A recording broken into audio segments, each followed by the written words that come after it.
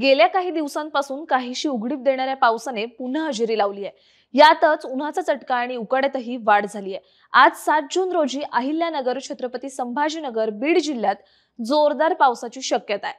तर उर्वरित मध्य महाराष्ट्र, मराठवाडा आणि विदर्भात विजांसह वादळी पावसाचा अंदाज असल्याने दक्षतेचा इशारा कायम असल्याचा हवामान विभागाने म्हटलंय। मराठवाडा आणि कर्नाटक परिसरावर समुद्र सपाटीपासून 3.1 किलोमीटर उंचीवर चक्राकार वारे वाहत आहेत। शुक्रवारी म्हणजेच काल 6 जून रोजी सकाळपर्यंतच्या 24 तासांमध्ये विदर्भातील नागपूर येथे राज्यातील उच्चांकी 39 अंश तापमानाची नोंद झाली। आज 7 जून रोजी राज्यात विजांसह पावसाची शक्यता आहे।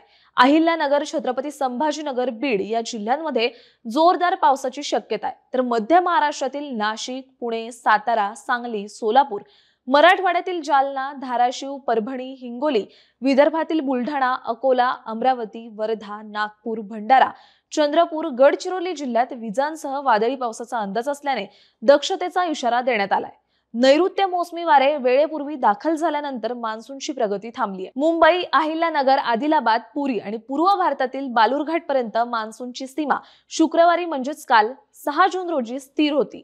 मान्सूनचे प्रवाह अद्यापही कमजोर असल्याने पुढील वाटचालीसाठी वाट पाहावी लागणार आहे।